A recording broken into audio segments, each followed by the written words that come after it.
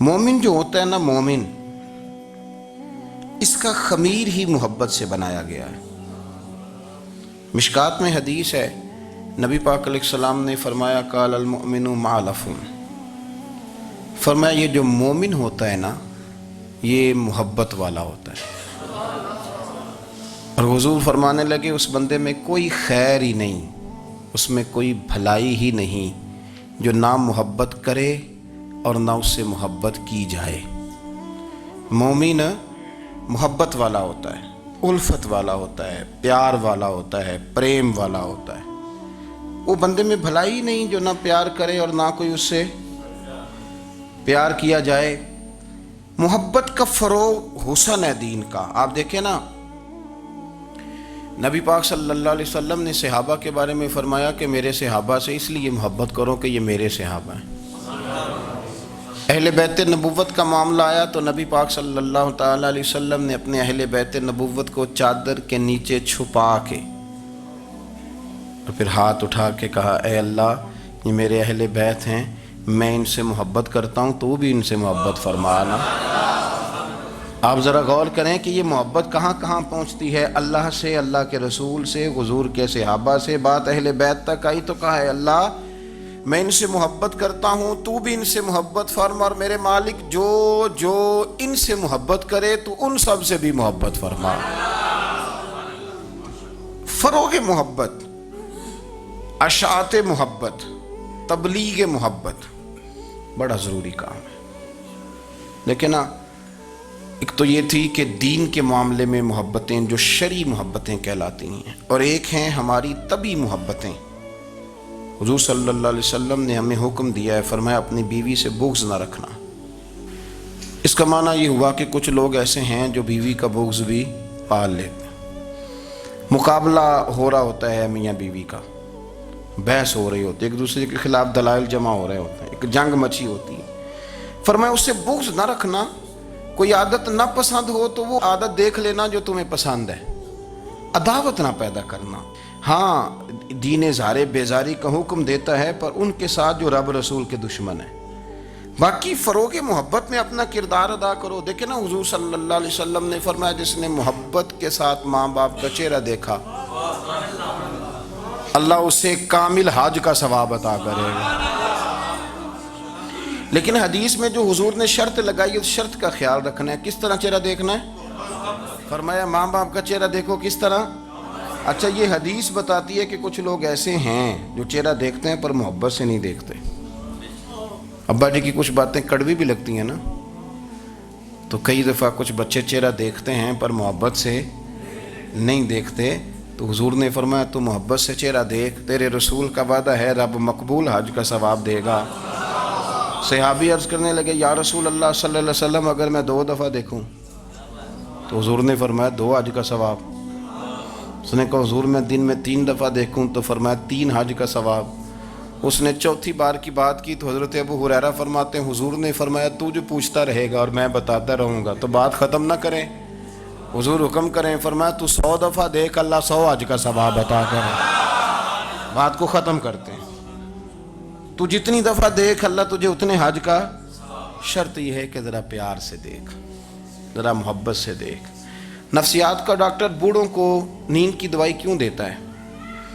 وہ اس لیے دیتا ہے کہ ان کے بچے انہیں وقت نہیں دیتے۔ بچے کو بہلایا جا سکتا ہے، بوڑھے کو بہلایا نہیں جا سکتا۔ اس لیے کہ جو بوڑھا ہوتا ہے نا، اس کے پیچھے پوری ایک داستان زندگی ہوتی ہے، تاریخ ہوتی ہے، وہ کبھی کسی چیز کا مالک رہا ہے، سربراہ رہا ہے۔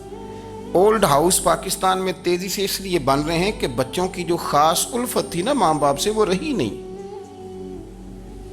ورنہ اگر ایک والد 6 بچوں کا خیال رکھ سکتا تھا تو 6 بچے مل کے ایک باپ کو بھی تو سنبھال سکتے تھے نا، ماں کا بھی خیال کر سکتے تھے نا۔ محبت کا فروغ جب ہو، آپ ماں باپ کو ٹائم دیں، ان کے پاس بیٹھیں، ان کے ساتھ تھوڑا وقت بتائیں، سارے معاملات ٹھیک ہو جائیں گے۔ ہمارے معاشرے میں نا تیزی سے نفرت کا فروغ ہوا ہے، نفرت کا فروغ۔ پتہ ہے اسلام نے غیبت سے کیوں منع کیا ہے؟ غیبت کا معنی یہ نہیں ہے کہ کسی بندے میں کوئی عیب نہیں پایا جاتا تھا تو آپ نے وہ بیان کر دیا، یہ غیبت نہیں، یہ تو بہتان ہے۔ کسی میں کوئی عیب نہ پایا جائے تو وہ بیان کرنا وہ غیبت نہیں، وہ تو بہتان ہے۔ غیبت کی تفصیل یہ ہے، تشریح یہ ہے، غیبت کی تعریف یہ ہے کہ کسی میں کوئی عیب پایا جاتا تھا، آپ نے وہ اس کی غیر موجودگی میں ڈسکس کیا تو اس کا نام غیبت ہے۔ وہ عیب تھا، آپ سچ ہی بول رہے تھے، آپ ٹھیک کہہ رہے تھے، عیب واقعی تھا، پر اسلام اس کو پسند نہیں کرتا۔ اسلام کہتا ہے کہ اگر تو سمجھتا تھا یہ عیب ہے تو جا کے اس کی تبلیغ کر، اس کو بتا، اس کو کہہ میاں یہ غلطی چھوڑ دے، تو نے ڈسکس کیوں کیا؟ آپ کسی شخص کے پاس بیٹھیں اور کسی دوسرے آدمی کی تعریف کریں، آپ کہیں کہ بڑا اچھا ہے، بڑا بامروت ہے، مہمان نواز ہے، با اخلاق ہے، وعدے کو وفا کرنے والا ہے، دیانتدار ہے، سچ بولتا ہے، آپ تعریفیں کریں۔ آپ کسی کے سامنے تعریف کریں گے نا تو بندہ کہے گا یار کسی دن ملاقات تو کرا، اور جب وہ ملے گا تو اس کی آنکھوں کے اندر ایک خاص کشش ہوگی، پیار ہوگا، ملنے کو جی چاہے گا، ایک خاص راحت ہوگی۔ یہ کب ہوگا؟ جب آپ نے کسی کی تعریف کر دی۔ لیکن اگر آپ کسی کی غیبت کریں گے، کسی کے بارے میں کہیں گے بڑا غلط ہے جی، لوٹ لیتا ہے جی، چور ہے جی، فاسق ہے جی، تو بندہ اگر کبھی مل بھی گیا تو اس سے سلام لینے کو دل۔ ہم نے پتہ کیا کیا ہے؟ تیزی کے ساتھ فروغ پایا ہے ہمارے ہاں نفرت کا ماحول، تیزی کے ساتھ فروغ پایا ہے ہم نے نا، تیزی سے۔ آپ کھول لیں، کوئی یوٹیوب کھول لیں، کوئی ایسا چینل کھول لیں، بس لڑائی ہے، فلانا فلانے سے لڑ رہا ہے، فلانا۔ مذہبی لوگوں کی میں منت کرتا ہوں کہ خدا را دین کو اس طرح کا ماحول تو نہ آپ دیں کہ لوگ کہیں کہ ان میں کوئی شے ہے ہی نہیں، فلانا فلانے کا جواب دے رہا ہے، فلانا فلانے کا، اور بازاری زبان استعمال کی جا رہی ہے۔ اور ٹھیک ہے، مسلمات جو طے تھے لوگوں نے تو ان کو بھی چھیڑنا شروع کر دیے، اور تضحیق کی جاتی ہے، لفظ اس طرح کے اختیار کیے جاتے ہیں جو ویسے ہی وزادار آدمی بولنا پسند نہیں کرتے۔ کیا آپ اپنی شکل دکھا رہے ہیں کفر کو کہ یہاں نفرت ہی نفرت ہے، اور وہ باتیں جن کو بالکل چھیڑنا نہیں چاہیے تھا ان پر بھی آپ کلام کرتے ہیں۔ آپ نے کوئی چیز نہیں چھوڑی، اس پر آپ نے بحث نہ کی ہو، الجھایا نہ ہو، میلہ لگا دیا، اللہ جانے کوئی کیا بول رہا ہے۔ دعوت دین کون دے گا؟ پیغام حق کون سنائے گا؟ فلانا فلانے کا جواب دے رہا ہے، اور پھر وہ دوسرے کا جواب دے رہا ہے، تیسرا تیسرے پہ تبصرہ کر رہا ہے، چوتھا پانچویں پہ تبصرہ کر رہا ہے۔ یہ کب تک بات ایسے چلی؟ یہی حال سیاسی لوگوں کا ہے۔ میرے ملک کا جو نوجوان اب بڑا ہو رہا ہے نا، میں بڑی ذمہ داری سے بتا رہا ہوں، وہ جیسے ہی بڑا ہوتا ہے تو وہ سمجھتا ہے میں ڈاکوؤں کے ملک میں پیدا ہوا ہوں، وہ سمجھتا ہے یہ شاید چوروں کی دھرتی ہے، وہ سمجھتا ہے شاید یہاں سب دھوکے باز ہیں۔ ہم اس طرح سے نچوڑ کے لوگوں کے دلوں میں نفرت بھری ہے، نچوڑ کے کہ لوگ سمجھنے لگے ہیں اس ملک میں تو کوئی بندہ دیانتدار ہے ہی نہیں، کوئی بندہ اچھا ہے ہی نہیں، کوئی بندہ نیک ہے ہی نہیں۔ مذاق اڑاتے ایک صاحب میرے پاس آئے ہوئے تھے، کہنے لگے پیر صاحب 11 سال ہو گئے پولیس کی نوکری کرتا ہوں، 1 روپیہ رشوت نہیں لی۔ وہ چلا گیا، میں نے اسے تھپکی دی تو وہ نکلا ہے، تو ایک بندہ کہنے لگا سب انہیں جو ہوتے نہیں نہ سکتا۔ میں نے کہا یار تو منشی ہے اللہ کی رحمت کا، یہ میرے رسول اللہ کا دین ہے، اور قیامت تک لوگ اس پر عمل کریں گے۔ اس نے 11 سال کا ہے، وہ 40 سال بھی کہتا تو میں ماننے کو تیار ہوں۔ کیوں کچھی باتیں کرتے ہیں؟ آپ نے تو تباہی کر دی، کوئی بندہ ٹھیک نہیں بچا۔ ایسے میلہ لگا ہوا ہے، اس دھرتی کو آپ برا کہتے ہیں، اس کو چوروں کی اور ڈکیت کی اور فرار لوگوں کی آپ دھرتی کہتے ہیں۔ یہ وہ دھرتی ہے جس نے داتا گنج بخش علی حجویری جیسے لوگ رکھے ہوئے ہیں، یہ وہ دھرتی ہے جہاں بابا فرید جیسے لوگ بستے ہیں۔ کیا بات کرتے ہیں صاحب؟ یہ اتنے بزرگ ترین لوگ یہاں بستے ہیں اور آپ کیا بات کرتے ہیں؟ اور دیکھیں، میں بالکل ہی غیر سیاسی اور غیر جانبدار رہتا ہوں ملکی معاملات میں، لیکن جس شخص نے پاکستان کو ایٹمی قوت بنانے کے لیے، اب تو بڑی عمارت ہو گئی ہے، غربت میں جس بندے نے کام شروع کیا تھا کہ ایٹمی طاقت بن جائے، اس نے کوئی کام کیا کہ نہیں کیا؟ آپ کو پاورفل بنایا کہ نہیں بنایا؟ کبھی تبصرہ ہوتا ہے اس پر بھی؟ ہمیں لاکھ اختلاف صحیح، ہم بھی بات کرتے ہیں مخالفت میں، لیکن تباہی نہیں اتار دی ہم نے، توہین کر کر کے، نفرت پھیلا پھیلا کے۔ اس سے پہلے جو حکومت گئی شاید اس کا سب سے بڑا مخالف میں ہوں، لیکن ایسا نہیں ہے کہ انہوں نے کوئی کام بھی ایسا نہیں جو اچھا نہ کیا ہو، ایسا نہیں ہے۔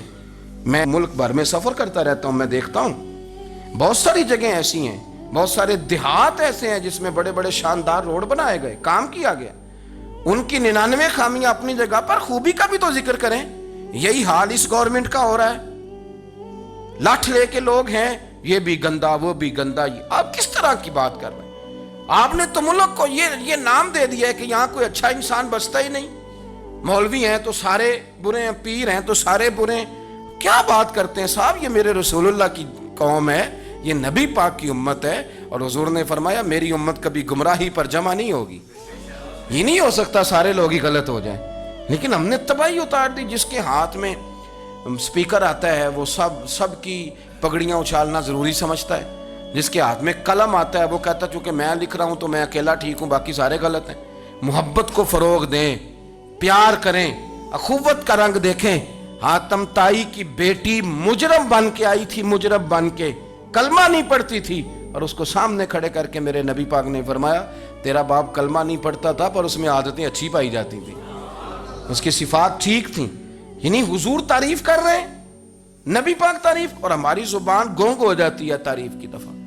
ہم تو جو میری بات مان گیا وہ بندہ ٹھیک ہے، اور جس نے میری بات نہیں مانی وہ بندہ درست ہے، یہ گونگ ہو جاتا ہے ہمارا مزاج۔ اپنی زندگی میں اچھے الفاظ ادا کریں، اولیاء اللہ کے بارے میں، ان لوگوں کے بارے میں جو مسلمہ بزرگ ہیں، ہمارے امت کے مسلمہ بزرگ ہیں، ان کے بارے میں ہم ایسی کمزور باتیں کرتے ہیں جن کا سرے سے کوئی وجود نہیں، سرے سے کوئی داستان نہیں ان لوگوں کی۔ تو یاد رکھیں میرے عزیز، میرے رسول کریم صلی اللہ تعالیٰ علیہ وآلہ وسلم نے جو ہمیں دین دیا وہ محبت والا دین ہے، وہ پیار والا دین ہے، وہ اخوت والا دین ہے۔ اس میں پیار کریں گے، پیار آگے لے کے جائیں گے، پیار کو فروغ دیں گے۔ سنیں حدیث میرے نبی پاک علیہ السلام نے فرمایا قیامت کے دن رب کریم فرمائے گا کہاں ہیں وہ لوگ؟ منادی اعلان کرے گا میدان محشر میں، کوئی آدمی اعلان کر وہ کہاں ہیں لوگ؟ اور تو کس کو ڈھونڈ رہا ہے؟ فرمایا مجھے رب نے بھیجا ہے کہ وہ بندے ڈھونڈ کے لاؤ جو دنیا میں میری رضا کے لیے ایک دوسرے سے محبت کیا کرتے ہیں۔ وہ بندے ڈھونڈ کے لاؤ، بندے ڈھونڈے جائیں گے۔ یا رسول اللہ رب ان کا کیا کرے گا؟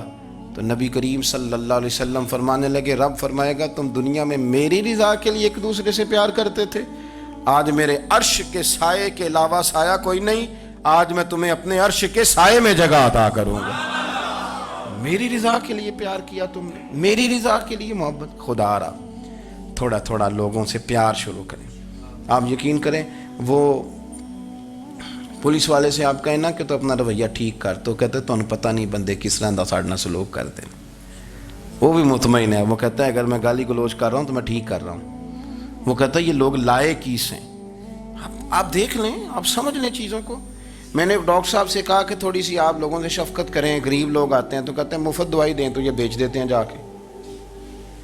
ہر شخص نے ایک دوسرے کے خلاف کہانی بنا لی، نفرت کے لیے کوئی نہ کوئی پلان کر لیا، ہمیں باتیں مل گئیں، ہم نے داستان سرائی کر لی، ہم نے اپنے ذہن کو اکٹھا کر لیا۔ مجھے بتلاؤ نا یار، اگر رسول کریم صلی اللہ علیہ وسلم اور باقی انبیاء بھی قوموں کے بارے میں یہ سوچتے کہ یہ بڑے ظالم ہیں، یہ بڑے چور ہیں، یہ بڑے ڈکیت ہیں، یہ بڑے غاصب ہیں، یہ کافر ہیں، منافق ہیں، تو بھلا ہو سکتا تھا، لوگوں کا فائدہ ہو سکتا تھا۔ وہ لوگ بڑے بڑے سخت گیر تھے، پر محبوب نے فرمایا وہ جو کریں گے وہ ان کا انداز، اور ہم جو کریں گے وہ ہمارے رب نے ہمارے ذمے لگا کے بھیجا ہے۔ اپنی زندگی میں تلاش کریں اور پیار کریں اور اچھے لفظوں سے لوگوں کو یاد کریں اور خوبصورت لہجہ اختیار کریں اور ٹھنڈی اور اچھی باتیں کرنے کی کوشش کریں، اللہ کی رضا کے لیے، اللہ کی رضا کے لیے، اللہ کے بندوں سے پیار۔ یارو دیکھو، عورت ہو طوائف، زندگی ساری بیت جائے گناہوں میں، لیکن میرے نبی پاک فرماتے ہیں وہ رب کی رضا کے لیے کتے سے بھی پیار کر لے تو رب اسے جنت عطا کر دیتا ہے۔ تو کتے کو پانی پلا گئی، پر پلا گئی نا اللہ کی رضا کے لیے، اسے کوئی فائدہ تو نہیں تھا نا، وہ اللہ کی رضا کے لیے پلا گئی، تو رب کریم نے اس کے سارے گناہوں کو، کسی سے پیار تو کریں، خدا را کسی سے پیار تو کریں۔ اس سال میرے گاؤں کے میلے کی بھیڑ میں جو گم ہوا وہ ایک بھکارن کا لال تھا، اس غریب کو تلاش تھی متاع خلوص کی، اور مخلوق چپ رہی کہ یہ مشکل سوال تھا۔ यार कोई शख्स ऐसा बचा ही नहीं जिससे लोग उम्मीद करें, तवक्को करें कि मुझे ये अपना कंधा देगा, मैं सर रख के रो लूँगा। कोई एक ऐसा शख्स मिला ही नहीं जिसके बारे में लोग कहें कि बड़ा मुखलिस है यार, इतनी बड़ी मेरे महबूब की उम्मत, हर हुकूमत गलत, हर शख्स गलत, हर बंदा बुरा, हर जमात बुरी, अल्लाह की रज़ा के लिए कुछ लोगों के लिए फ़रोग़ मोहब्बत का भी फरीज़ा सर अंजाम दें। कैसे लोगों को ये बात समझाई जाए। हज़रत अबू अदरीस खौलानी रदी अल्लाह ताला अन्हु ताबी हैं। हाफिज़ मुंज़री ने तरगीब व तरहीब में लिखा है, फरमाते हैं कि हज़रत अबू अदरीस खौलानी कि मैं दमिश्क की जामे मस्जिद में गया तो मैंने एक चमकदार चेहरे वाला, स्याह दाढ़ी वाला, चमकते दांतों वाला खूबसूरत नौजवान नबी पाक की हदीसें बयान करता देखा। उसके चारों जानिब हुजूर के ग़ुलाम बैठे थे। मैंने एक शख्स से कहा, यार बड़ा हसीन चेहरा है, बड़ा ही खूबसूरत अंदाज़ है, कौन है बंदा? उन्होंने कहा, आप नहीं जानते, ये सहाबी रसूल हज़रत मुआज़ इब्न जबल है रज़ी अल्लाह ताला अन्हु। हज़रत मुआज़ इब्न जबल का इंतकाल भी कोई 40 साल की उम्र से पहले पहले हो गया था, लेकिन इन पर हुजूर का एतमाद इतना था कि हुजूर ने अपनी हयात ज़ाहिरा में गवर्नर बनाया इन्हें। सुने, चमकदार दांत, हदीसें बयान कर रहे हैं। हज़रत अबू अदरीस खौलानी रदी अल्लाह ताला अन्हु कहते हैं, रश बड़ा था। मेरे दिल में ख्वाहिश हुई कि आज तो लोग ज़्यादा हैं, कल आऊँगा, मुलाकात करूँगा। कहते हैं अगले दिन मैं अपनी तरफ से सबसे पहले गया, पर हज़रत मुआज़ इब्न जबल तो मुझसे पहले मस्जिद में मौजूद थे और वो नफल पढ़ रहे थे, अल्लाह अल्लाह कर रहे थे। तो मैंने उनके साथ सलाम ली। फरमाने लगे, कैसे आए हो? तो मैंने कहा, हुजूर कल आपको देखा है, आपकी बातें सुनी हैं, तो गोया आपका तो चेहरा सारी रात मेरी आंखों के सामने रहा, तो मैं तो सवेरे ज़ियारत की गर्ज से हाज़िर हुआ हूँ। अल्लाह की रज़ा के लिए मुझे आप अच्छे लगे, अल्लाह की रज़ा के लिए। कोई बंदा ऐसा भी तो हो ना, कोई गरीब, कोई मिस्कीन, कोई आलिम, कोई सूफ़ी, कोई दरवेश, कोई ज़ाती ताल्लुक़ ना हो, ताल्लुक़ क्या हो? अल्लाह के लिए। आप मुझे अच्छे लगे। हज़रत सैयदना मुआज़ इब्न जबल फरमाने लगे, वाकई ऐसा ही है? अर्ज़ की, हुजूर बिल्कुल ऐसा ही है। तो फरमाते, मैंने चादर ली हुई थी, हज़रत मुआज़ इब्न जबल ने मेरी चादर को पकड़ के खींचा, फरमाया पक्की बात कर यार। मैंने कहा, हुजूर पक्की कर रहा हूं। तो फरमाने लगे, सुन फिर, मैंने नबी करीम से सुना है, रसूल करीम अलैहिस्सलाम ने फरमाया, जो दो बंदे रब की रज़ा के लिए प्यार करते आपस में, अल्लाह उन दोनों से मोहब्बत फरमाता है। सुन फिर, इसको याद रखना, अल्लाह उन दोनों से मोहब्बत करता है। हज़रत अबू अदरीस खौलानी से कोई पूछता था ना कि दुनिया में जाना है तो सरमाया क्या है, तो फरमाते थे, ये जो मैंने चादर ली हुई है ना, इस चादर के अंदर मेरा वजूद है और वजूद के अंदर मेरा दिल है और दिल के अंदर मैंने हज़रत मुआज़ इब्न जबल को रखा हुआ है, मैंने वहाँ उनका ठिकाना बनाया हुआ है, वहाँ उनका ठिकाना है। ये दौड़ नुक्ताची है, कहीं छुप के बैठ जा, और जिस दिल में तू मकी है वहीं छुप के बैठ जा। इकबाल कहते हैं, जिस दिल में तू मकी है वहीं छुप के बैठ जा। दोस्तों, रसूलुल्लाह सल्लल्लाहु अलैहि वसल्लम के ग़ुलामों ने मालिक की रज़ा के लिए लोगों से प्यार, फ़रोग़ मोहब्बत में किरदार अदा किया, और बेहतरीन किरदार। आप अपनी ज़िंदगी में कुछ चीज़ें ऐसी बनाएं जिनमें फ़कत अल्लाह की रज़ा के लिए मोहब्बत, खालिक की रज़ा के लिए प्यार, खालिक की रज़ा। आप यकीन करें, अगर थोड़ा थोड़ा करके हम इस मोहब्बत को फ़रोग़ दें ना अपने दिलों में, तो बहुत सारे बादल छटेंगे। हमने ना वो तेज़ी से दौलत को, लालच को, मैं अक्सर कहता हूँ कि मियाँ बीवी का जो रिश्ता होता है ना, इसको अल्लाह पाक ने ना कुरान पाक में अपनी निशानियों में से एक निशानी करार दिया है। इन दोनों की वजह से घर चलना है, बच्चों की परवरिश होनी है, निज़ाम ज़िंदगी। आप घर सुकून के लिए जाते हैं, इत्मीनान के लिए। आप अपने घर के अंदर जैसे भी हों, आप कहते हैं यहाँ मुझे कोई परेशानी, ये मेरा अपना बेड है, अपना बिस्तर है। लेकिन अगर उसी रिश्ते में जब आप बीज बोएं तो सबसे पहले दौलत का बोएं। अगर लड़के वाले ये लालच करते हैं ना, लड़की क्या लेके आएगी, तो लड़की वालों का भी लालच होता है कि लड़का कमाता क्या है। उनको भी पता होता है कि कितने पैसे लाता है, क्या कमाई है, कितना कुछ झाड़ू फेर लेता है। आपने जब बुनियाद ये रखी, मुझे दयानतदारी से बताना कि पूरा नेक हो, पूरा शरीफ हो, पूरा परहेजगार हो, लेकिन दौलत सही ना कमाता हो तो रिश्ता आसानी से हो जाता है। وہ بس سارا کچھ ٹھیک ہے، صرف کمائی تھوڑی سی کم ہے، وہ مشکل سے گزارا ہوگا. وہ کہتے ہیں نہیں جی نہیں، بھوکے تو نہیں نہ مرنا. کیوں؟ ہم نے اس کے اندر جب دولت کو شامل کر لیا، آ گئی دولت، تب جس رشتے کی بنیاد ہی دولت پہ ہوگی، وہاں آپ وفا تلاش کریں گے، وہاں آپ خلوص تلاش کریں گے، وہاں ہم للہیت تلاش کریں گے. اللہ کرے ہو جائے، لیکن وہ ہمارے مائنڈ سیٹ میں یہ بات ہوتی ہے کہ یہ جو معاملہ ہے یہ گڑبڑ ہے. اگر رضائے الہی مقصود ہو، اگر اللہ کی رضا مقصود ہو. حضرت فاطمہ بنت قیس ایک صحابیہ تھیں، انہیں طلاق ہو گئی. ان کے لیے 2 رشتے آئے، ایک حضرت عبد الرحمن ابن عوف کا مالدار ترین آدمی تھے، اور ایک حضور کے غلام تھے، وہ بڑے غریب تھے، مسکین تھے. ان کے والدین کی خواہش تھی کہ عبد الرحمن ابن عوف سے شادی ہو جائے، وہ بھی تو بڑے نیک ہیں، پارسا ہیں، عشرہ مبشرہ ہیں. حضرت فاطمہ بنت قیس نے کسی بندے کی ڈیوٹی لگائی، کہنے لگی پتہ کرو نبی پاک کی رضا کیا ہے، حضور کی رضا کدھر ہے. تو پتہ چلا حضور کی خواہش غریب کی طرف ہے. تو وہ خاتون اپنے ماں باپ کو کہنے لگی میرا نا اس غریب سے رشتہ کرا دو. انہوں نے کہا پتر، بیٹیوں کے بارے میں ماں باپ بڑے احساس ہوتے ہیں، ہم چاہتے ہیں کہ عبد الرحمن ابن عوف مالدار ہے تو وہ بھی تو نیک ہے نا، حضور نے دنیا میں جنت کی بشارت دی اور ان کا بڑا اعزاز ہے، حضور نے ان کے پیچھے نماز پڑھی، بڑا مرتبہ بڑا مقام والا صحابی ہے، وہ تو غریب آدمی ہے. اور پھر حضور نے حکم تو نہیں نہ دیا، خواہش کا اظہار کیا ہے. اس بی بی کے جملے بڑے شاندار ہیں. کہنے لگی آپ مجھے اللہ کی رضا کے لیے نا میرے نبی کے حوالے کر دیں، مجھے امید ہے اللہ رسول مجھے کبھی ضائع نہیں فرمائیں گے، مجھے حوالے کریں رسول کائنات.